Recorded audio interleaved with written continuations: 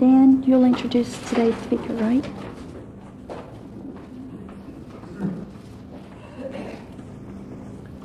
The Democratic Party is blessed with a wealth of talent in the 8th Congressional District primary. You've already heard from Sister Mary Ann Guffey, from Mark Flanagan, and this morning it's our privilege to hear Mr. Charles C. Burch speak.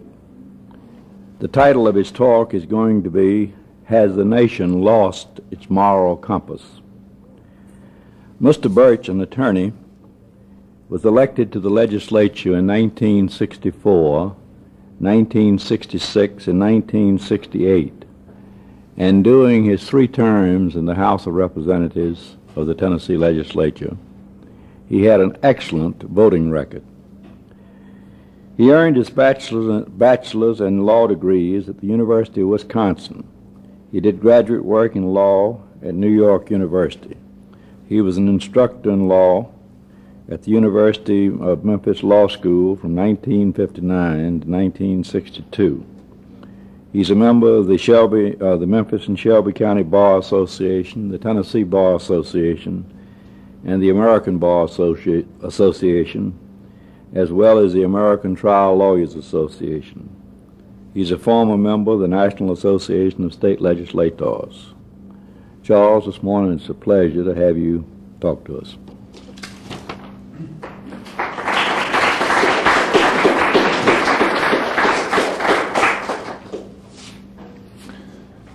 Thank you, Dan. It's a real pleasure to be here. I can recall back when I was at the University of Wisconsin,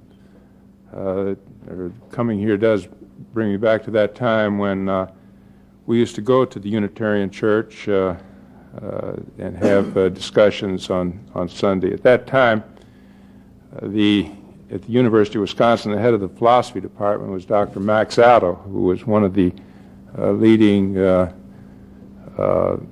theoreticians in the country on pragmatism. He could tell you what, after you'd read John Dewey, he could tell you what John Dewey was trying to say. And I found in going to those discussions and listening to these people who were attracted to the University of Wisconsin because of the presence of Dr. Addo, more or less my intellectual awakening. So it does bring back some fond memories to me to be here. I have selected as my topic the question of, has the nation lost its moral compass?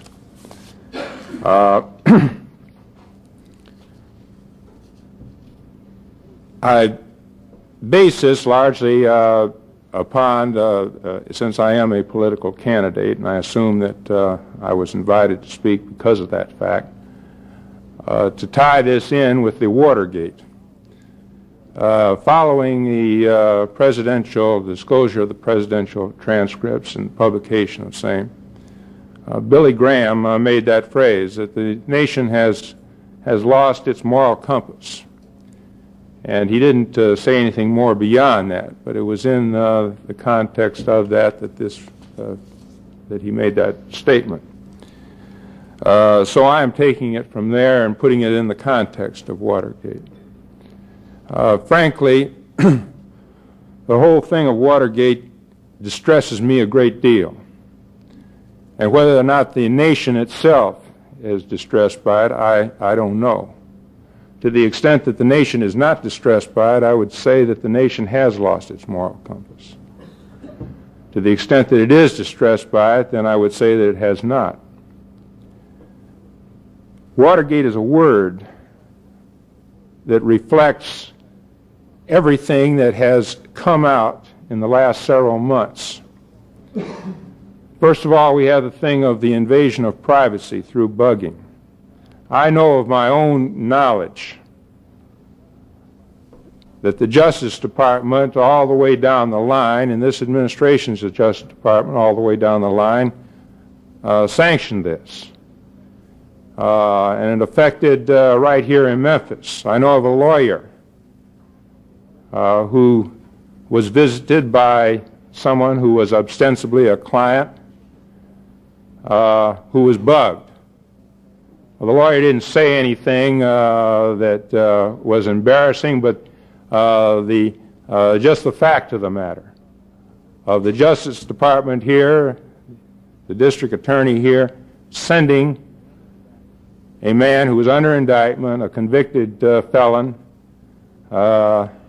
into this lawyer's office with a bugging device and trying to lead him into making some statements, interrogating him about his relationship with officials in town and so forth, trying to get something. I don't know what they were trying to do, but this came out by chance when in the course of the discovery procedure which precedes a trial, the government was forced to disclose the fact that this particular individual had gone to various places, and this lawyer's office was one of them. So to what extent this goes on beyond that, but I do know of that one example. And this distresses me, that a man can't sit in his own office and talk without wondering whether or not his conversation is going to be overheard and monitored and reviewed by people that he's talking about. The presidential transcripts show the discussions in the White House, in the Oval Office, about payoffs to buy silence. I don't think we realize how close we came to not even having a disclosure of this Watergate thing.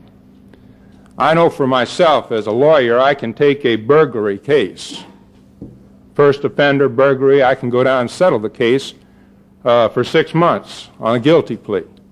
Nice, quiet settlement, and possibly even get a suspended sentence. Now that's what we were dealing with here. We were simple burglary, and in all probability and in most courts, it would have been handled by a simple guilty plea and a suspended sentence. The only thing that kept it from happening was Judge Sirica. And Judge Sirica said, no, I'm not, there's more to it than this, and I'm going to insist upon getting at the bottom of this thing.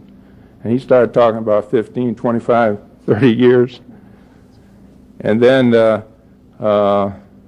McClure started thinking about this and decided to disclose, and others disclosed. And the thing has snowballed since then. But that's what this administration was counting on. And the payoffs to buy silence, and the discussions in the transcripts about this, and the fact that there doesn't seem to be, a discussion on a high level between the president and one of his advisors about paying $75,000 to some man to buy his, to keep him quiet. This to me is just totally inconsistent with the responsibilities of high public office. And the discussions in the White House transcripts about perjury and subordination of perjury. The very heart of our whole judicial system is a person telling the truth. If a man doesn't tell the truth, then your whole system disintegrates, because all you've got in a courtroom is a man taking the stand, swearing to tell the truth, and telling the truth. The only guard that you have against him not telling the truth is your right of cross-examination, which can occasionally bring out discrepancies if the person who is testifying is not clever and the lawyer is. But here is the President of the United States suggesting that the members of his administration go before the committee and just say that they can't remember, or that Well, that was basically it, that they can't remember, when in fact they do, and that is in fact perjury. Again, a disrespect for a fundamental institution, or disrespect for our judiciary. But probably the worst thing of it all is, and the thing that has shocked me most, are the campaign donations. And this raises a question of the whole system, our whole system of bringing people to high office. Now, when I ran, and this is something that has never come into my mind. When I ran for the state legislature, I ran in a limited district. The most I ever spent was a couple of $1,000, and this was my own money. And I never really tried to raise any money or was relying upon any, and went to the legislature pretty much independent and could do as I wasn't dependent on anybody. I wasn't beholden to anybody. But here, a $2 million donation, or a commitment for a $2 million donation by the milk producers, followed by a rise in the price of milk. The Vesco $200,000 contribution, the ITT situation, and all of this just makes you wonder: are the people being served, or are the people that go to high public office, is the only way that they can get there by selling themselves, by losing their independence? And this can become a subconscious thing. You're in a tough campaign. Somebody is financing it and helping you. You're on the line. It's win or lose for you. Your whole future's at stake, and the man that's helping you, he's with a substantial donation. Then do you go to Washington, subconsciously beholden to him? It's something maybe that you can't even express. But there is probably a subconscious reluctance to oppose that individual who helped you when you were on the line, when you needed help. And so we ask ourselves this question: are the people that go into high public office, do they have to sell a part of themselves? Maybe not knowingly do it, but without knowing it themselves, sell a portion of themselves in order to achieve high public office. So I say that the whole thing of Watergate has genuinely disturbed me. Maybe that was one of the precipitating things that has gotten me in this race, because I felt that nobody was coming forward to speak out on this. Nobody seemed to be, everybody at least that I talked to, were ready to concede this election to Dan Kirkendall, who has been more or less a spokesman for, or rather an apologist for the president and in all of these things. And I felt that somebody should come forward who could stand toe-to-toe with him and debate these questions and articulate these problems. So the question would be whether the nation has lost its moral compass. The answer is I don't know. I feel that some of its leaders have. And I feel that Watergate has unearthed and has brought to light some real problems, some real areas which are in need of change. And I feel that we've got to deal with these particular problems. Campaign reform, placing some limitations upon the power of the presidency, and a reassertion by Congress of its own particular power. I think, too, in the area of civil rights, that this is an area where we may be losing our compass of just what we started out for. Civil rights movement is grounded in a very fundamental doctrine which has been held by the Christian world for centuries.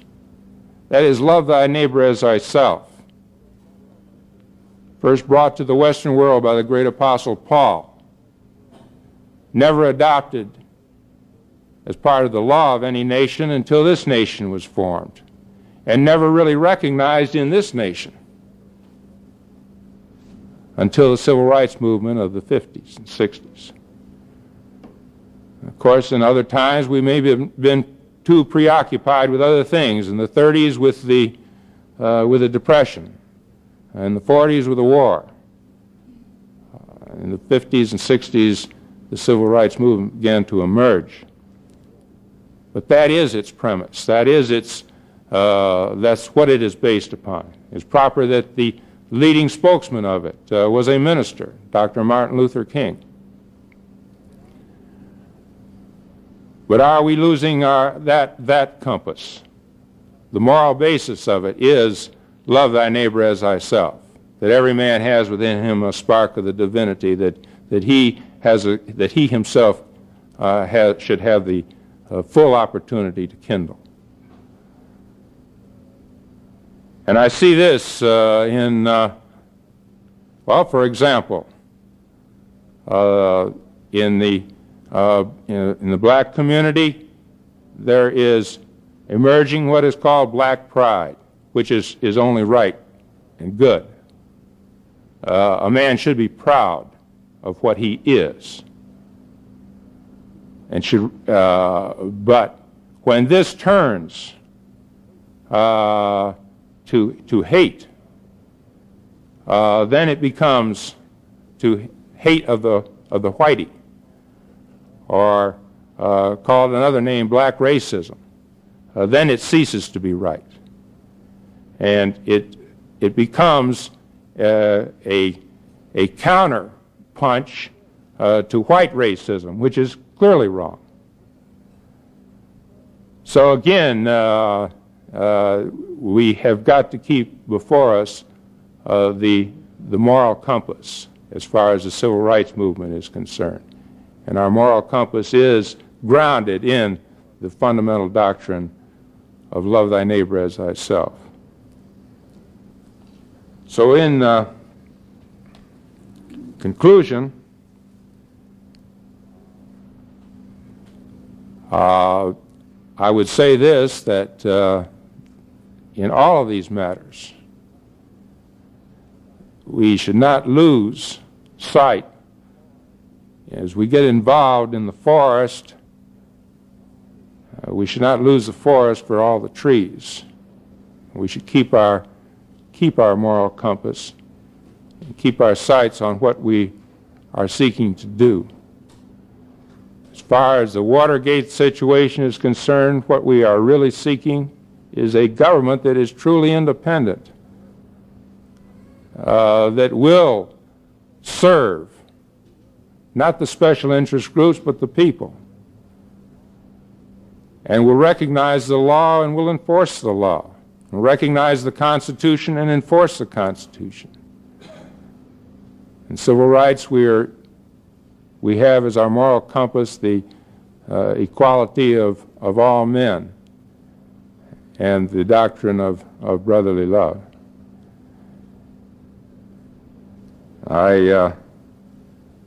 Dan told me that you wanted to, that you generally had an open discussion after my remarks, and is that so that concludes my.